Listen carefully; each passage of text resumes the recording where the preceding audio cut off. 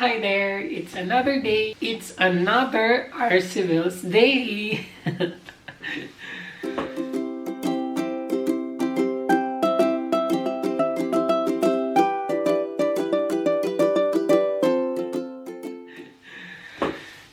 Yes, everybody. It's our another day of day. Yes, naka-day off na naman si RC today. Flex ko lang si partner kasi look at this, my new winter jacket. Ito nga pala yung ano niya, di ba cash yung binigay niya sa akin ng Valentine's. So, binili ko nito. So, meron tayong bagong winter jacket. And ano to siya guys, pang ano to siya. Parang nagmumodel ako dito Reversible kasi siya. So, pwede siyang ganito. Pwede mo din siyang suotin na yan. So, pwede din siyang ganito. Diba? I think itong... So, today, ganito na lang ang susuotin ko kasi naka-t-shirt lang naman ako. Tapos ito, so hindi siya masyado malamig sa loob. Kasi parang ano siya So, ganyan na lang ang ating aura today. Bihis si RC kasi mag-grocery lang naman kami. Kailangan namin magsasakyan kasi umuulan. Doon lang naman kami sa may Edeka. So, medyo mas malaki siya na grocery store. I'm ready. Naghihintay lang ako kay partner. Tas aalis na kami. Ganito na lang susunod. Ito na lang na side guys. Kasi pero parang mas ano siya Alam niyo ba kung anong... Pag ganitong klase kasi na ano guys na winter jacket or itong ganitong klase na cloth. Tapos maglalakad ka sa labas. Tapos may mga bata or something like yung mga bata. Tapos sasabihin nila na may naglalakad na teddy bear. Kasi teddy bear ang ano nila nito, ang tawag nila din nito na cloth. So sinasabi nila, oy may naglalakad na teddy bear. Ganun. Para din naman siyang bear, no? Para akong brown bear nito. It's another maulan day. Rainy day. We are now outside heading to the grocery store. Thank you for driving. Saglit lang naman to na grocery. Meron na kaming konting bibilin kasi this weekend meron na naman tayong bisita. Yung mga ko lang colleagues. So from work, in-invite ko sila sa weekend sa bahay. Nag-stop over lang kami saglit dito sa may Aldi guys. Pero hindi ako lalabas, si partner lang. Kasi meron siyang bibilin sa may Aldi. Wala naman akong kukunin doon sa may Aldi. So sabi ko, dito na lang ako sa sa sasakyan. Kasi maulan. Nakakaano. Yan yung Aldi Yan. So, dyan lang si partner. Meron nga palang nagtanong ng kung, I think si Ma'am Lu ata nagtatanong na kung meron ba mga fresh isda sa mga supermarkets dito. Yes po, hindi lahat. Pero yung mga malalaking grocery po dito, merong mga fresh na isda. For example, itong Aldi, grocery store yan. Minsan meron silang fresh na isda pero naka-pack. Minsanan lang yon. There was one time kasi nakabili ako ng dito, dorade, pero naka-pack siya. Hindi ko yun gusto pero kasi parang hindi yun fresh na fresh talaga But anyways, like today we will go to Edeka. There, ang dami nilang different kinds of seafoods, fresh, fish, yung mga ganyan, mga seashells, meron din sila fresh din. Yung Revi na may malapit sa amin, may fish doon, pero nakapack din siya. Well anyways, papakita ko mamaya sa may Edeka kung ano ang mga fish area nila doon. And then, meron din nga palang nagtatanong kung, I think bago siya natin na subscribers, nagtatanong siya kung ano daw ang work ni partner. Na-i-vlog ko na po yon, tapos i-leave ko na po yung link sa description box. And check niyo na lang po kasi doon sinabi ko kung ano ang work ni partner before. So yan na po ang mga fish area. Yan, mga cheese pala yan. Tapos ito mga olives. Tapos diyan na po ang from here. From there po, yan na po yung mga fish areas. Ito po mga fish salads na po to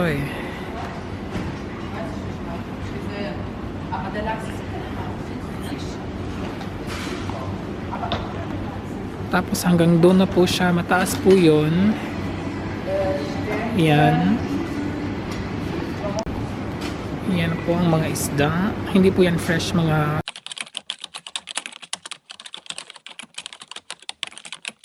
And we are back in the house. Meron kaming isda na nabili. Tapos kailangan na siyang ilagay sa sa ref. Bumili kami ng Coke, Sprite.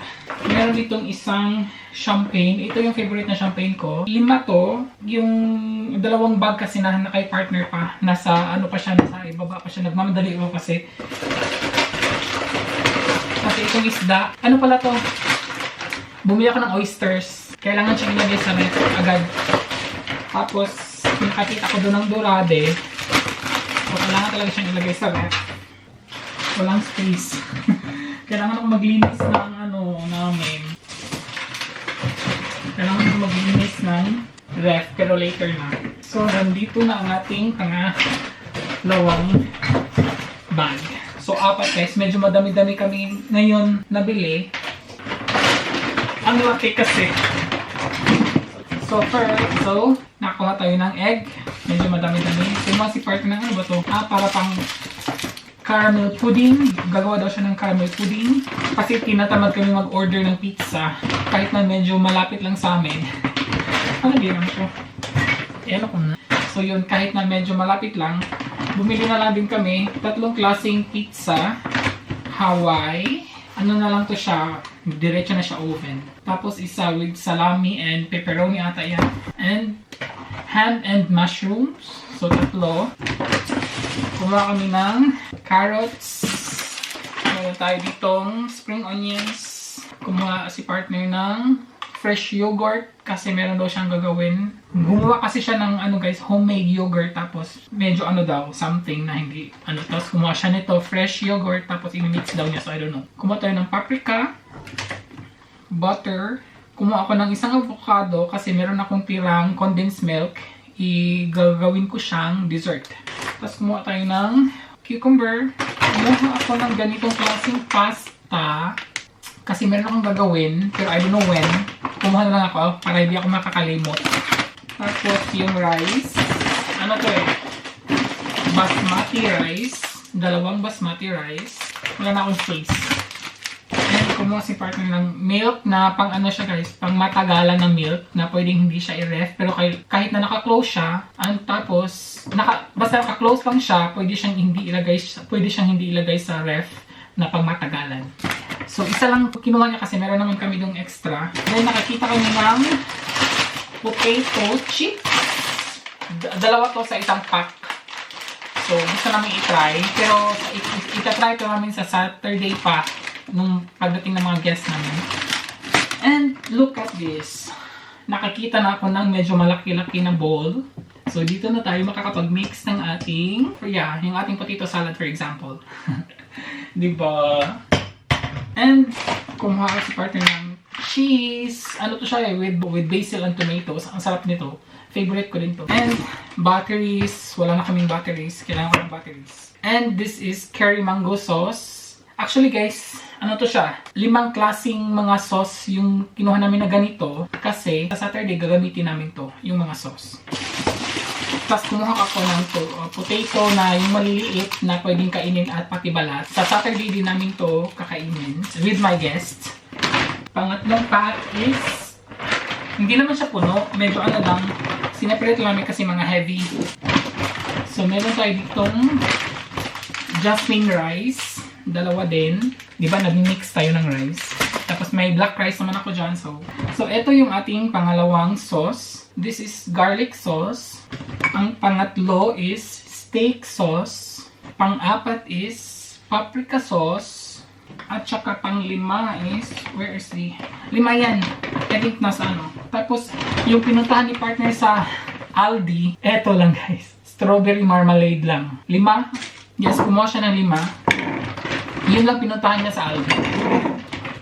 Kasi masarap to doon. So, kumuha siya ng, 3 lang. 4 lang pala. Kasi kumuha siya doon ng Nutella. Kay partner din to. Kasi mas gusto.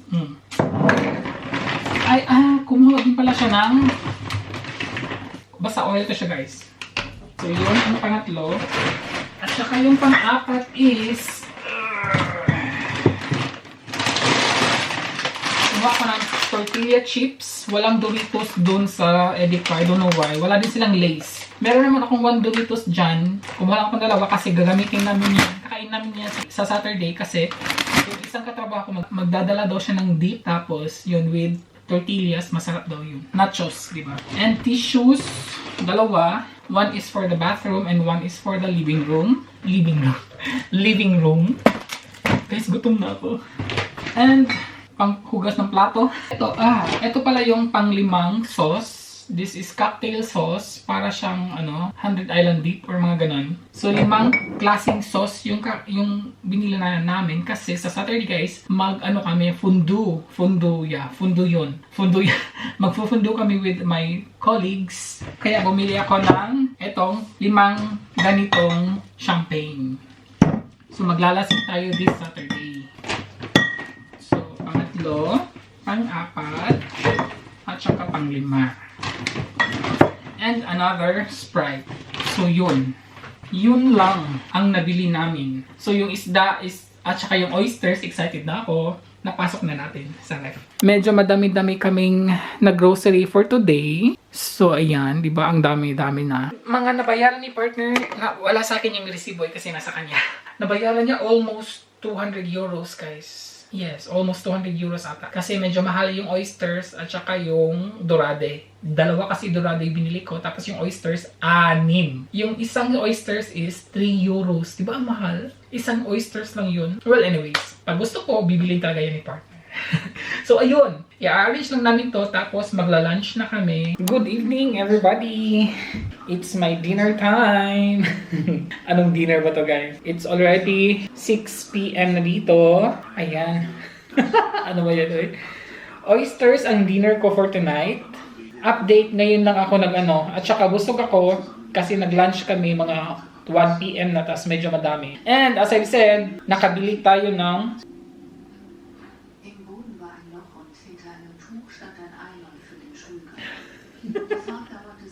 buhay pa sila. Gumagalaw-galaw pa. It's fresh talaga. Oysters. So this is my dinner. So ano bang uunahin natin? Gumagalaw-galaw pa sila. Ako lang mag-isa guys kasi umalis si partner sa kasi ayaw niyang oysters. At meron ako ditong fried onions.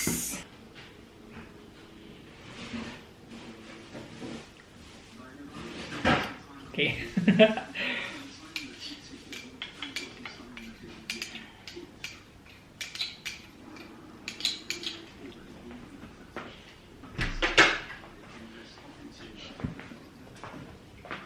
Lagyan natin ng fried onions and higo.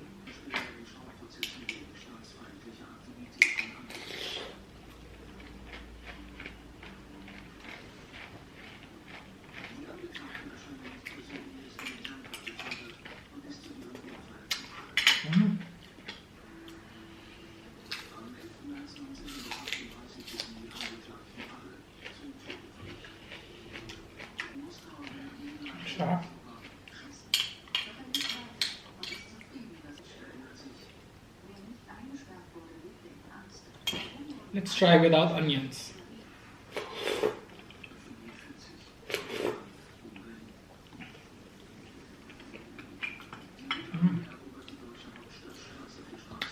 Sarap.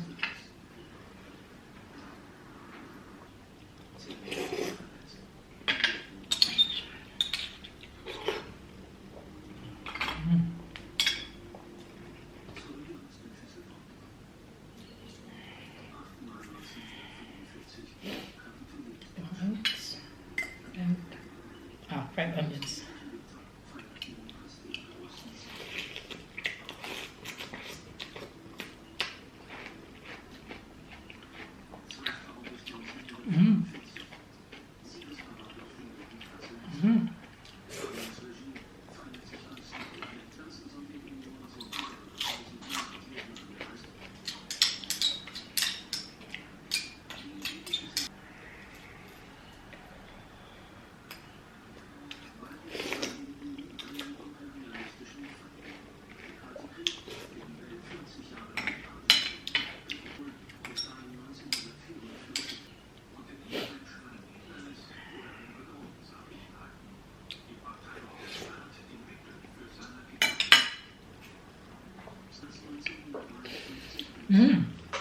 Ang sarap.